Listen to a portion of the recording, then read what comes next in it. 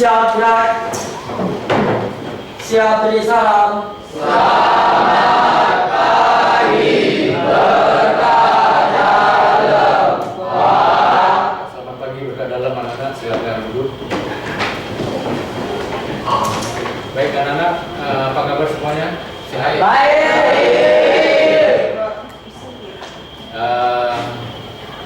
Apakah ada di antara kalian yang tidak masuk hari ini? Hadir semua Pak. Hadir semua ya? Hadir sekolah. Hadir semua. Semua ya? Oke, terima kasih. Anak-anak, Bapak akan meminta kita awali dulu dengan berdoa ya. Berdoa. Nanti tolong teman kita untuk memimpin doa. Ya, silakan, Bapak. Kita mulai. Kita awal dengan doa dulu ya. Doa akan saya pimpin secara agama Katolik. Karena Bapak yang Allah Bapa yang baik, terima kasih atas waktu yang telah berikan kepada kami, sehingga kami dapat berkumpul di sini untuk melakukan pembelajaran. Sekarang kami akan melakukan pembelajaran matematika. Sedikitnya kami memberkati kami dan mencurahkan rahmat Tuhan, agar apa yang kami terima dapat berguna bagi masa depan kami. Amin. Terima kasih.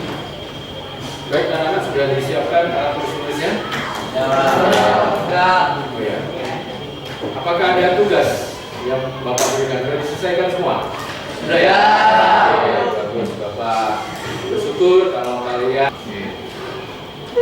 Baik.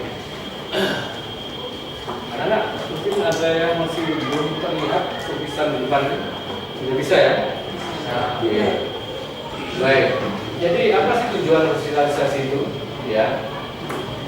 Sosialisasi itu yang pertama membangun hubungan positif antara guru dan siswa. Jadi kita belajar, dan Bapak coba berinteraksi dengan kalian mengapa supaya materi yang disampaikan itu lebih diterima dengan keunikan kalian masing-masing, dengan keseragaman kalian masing-masing, gitu ya. Kemudian menetapkan ekspektasi atau dan aturan main yang jelas, ya. Ya, ketentuan-ketentuan secara umum, secara khusus, masuk kelas, berkegiatan di kelas, ya. Tentunya kita jaga bersama. Yang penting di sini bukan melaksanakan, tapi yang penting dalam kesepakatan bersama bagaimana kita mempertahankan kesepakatan itu agar sampai ke tujuan akhirnya. Kemudian menjelaskan proses belajar dan penilaian yang akan berlangsung. Ya, untuk Pak Zeni, penilaian-penilaiannya itu bisa secara teori, secara praktek, tapi lebih banyak praktek. Dalam hal ini kelompok belajar ya, nanti lebih banyak menggunakan formasi kelompok belajar ya, atau kerja kelompok ya. Lalu yang berikutnya meningkatkan motivasi dan rasa kepemilikan siswa terhadap proses belajar mereka. Artinya kalian belajar juga mesti perlu kesadaran bahwa saya belajar di sini untuk berkembang.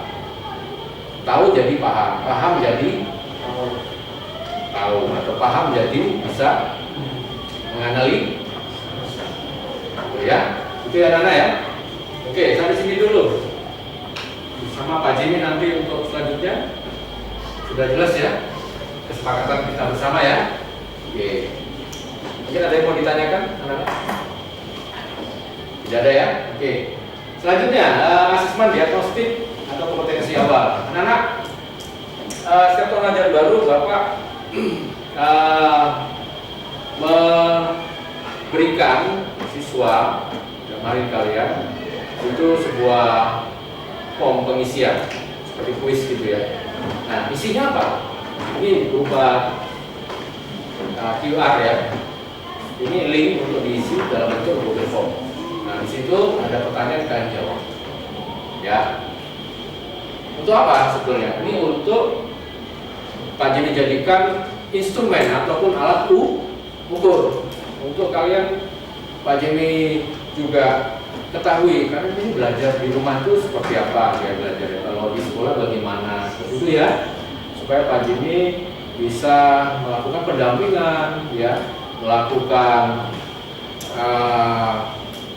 pelayanan, ya, melayani kalian dengan betul-betul sesuai dengan tugas dan peran Pak Jimmy untuk memberikan pelayanan yang terbaik untuk kalian. Oke, gitu ya. Oke. Nanti bisa kalian isi di rumah. Ya. Baik, berikutnya tujuan belajar. Nah, tujuan pembelajaran. Ya, tujuan pembelajaran.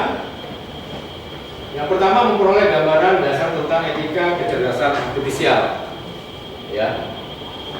Yang kedua, mengidentifikasi ataupun mencari tahu sejak awal belajar tentang berbagai tantangan etika dalam penggunaan KA, kecerdasan artifisial. Ya. Kemudian yang ketiga, tujuan pembelajaran ketiga, mengembangkan pemikiran kritis untuk penanganan isu etika. Nah ini, karena tujuan pembelajaran kalian nanti sepanjang kalian ikuti materi sampai berakhir, ya, kalian nggak hanya belajar tapi sudah sampai ke tujuan akhir, ya. Tujuannya ini, ya.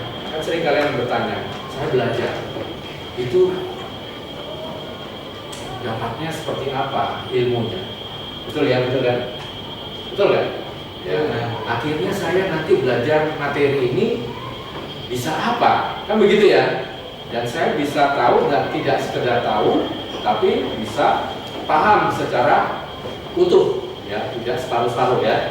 Seperti itu. Nah, oleh karena itu Bapak awali dengan tujuan pembelajaran supaya nanti materi etika kecerdasan artifisial ini bisa berujung sampai akhir, dan yang terpenting dari semuanya itu adalah siswa betul-betul mendapatkan ilmu sebanyak-banyak dari materi itu. Itu ya anak-anak yang paham ya? Jelas ya? Oke. Selanjutnya, ya, kita masuk ke apersepsi. Anak-anak, apersepsi anak-anak berikutnya Bapak akan berikan refleksi. Ya, nanti dalam itu ada tayangan video, ya. Nanti bisa menambahkan sesuatu yang bisa memberikan kalian lebih paham lagi. Nanti kalian ringkas saja apa yang kalian tahu dan paham, kalian tulis ya. Koma, transparansi atau keterbukaan, transparansi, garis miring keterbukaan, transparansi, garis miring keterbukaan.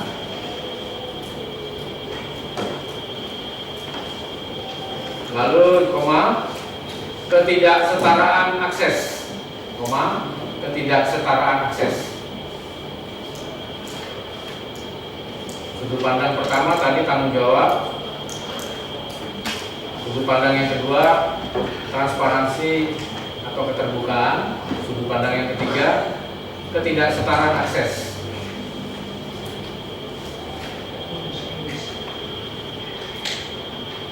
Pertanyaan kedua,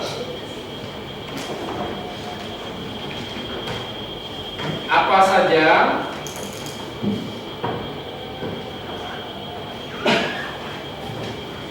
contoh dampak positif dan negatif? Apa saja contoh dampak positif dan negatif kecerdasan artifisial dalam kurung KA? Apa saja contoh dampak positif negatif kecerdasan artifisial dalam kurung KA?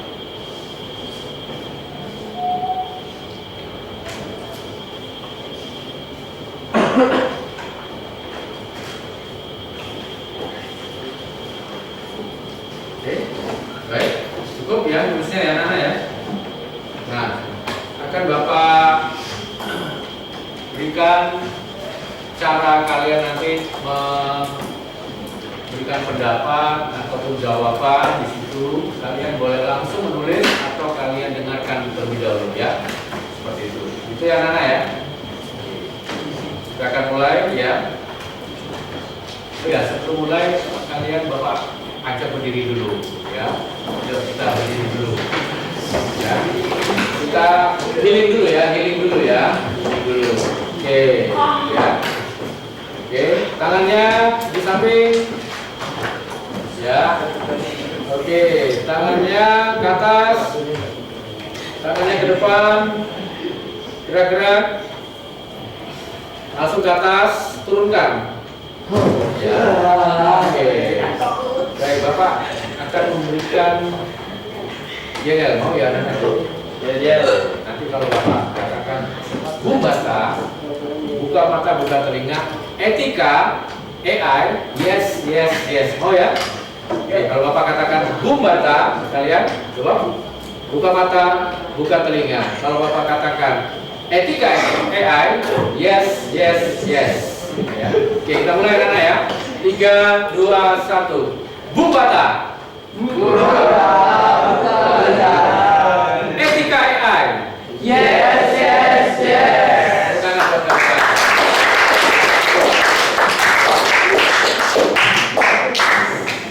ya, baik anak-anak, kalian simak dulu, dengarkan baik-baik. Memastikan keputusan itu adil dan tidak bias.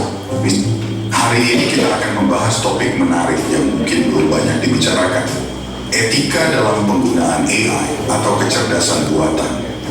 Kita semua tahu bahwa AI semakin menjadi bagian dari kehidupan kita sehari-hari. Tapi apa saja sih yang perlu kita perhatikan agar AI digunakan dengan benar dan adil? Pertama, mari kita bicara tentang tanggung jawab. Ketika AI membuat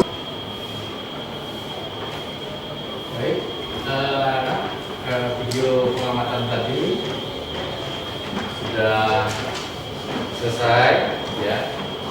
Semoga kalian bisa mendapatkan sedikit banyaknya penjelasan yang menambah wawasan belajar kalian tentang etika AI, ya. Yang tadi sudah dari awal Pak Jenny jelaskan, ya. Dan nantinya semakin kalian lebih paham lagi, ya, bagaimana etika AI itu, khususnya dan saya sebagai atau kalian sebagai pelajar maupun Pak Jenny sebagai pendidik juga melihat dari sudut yang sama, yaitu apa? Memanfaatkan AI untuk hal yang positif untuk mengembangkan peradaban hidup manusia lebih baik. Baik anak-anak, mungkin itu dulu, kalian bisa stop dulu, nanti bisa dikumpulkan, ya. Untuk hari ini Bapak berikan tugas untuk kalian, ya. Silahkan kalian catat dulu, ya. Sudah, Bapak akan berikan tugas untuk di rumah, ya. Oke, tugasnya tolong ditulis tugasnya. Ya, hanya satu pertanyaan, ya.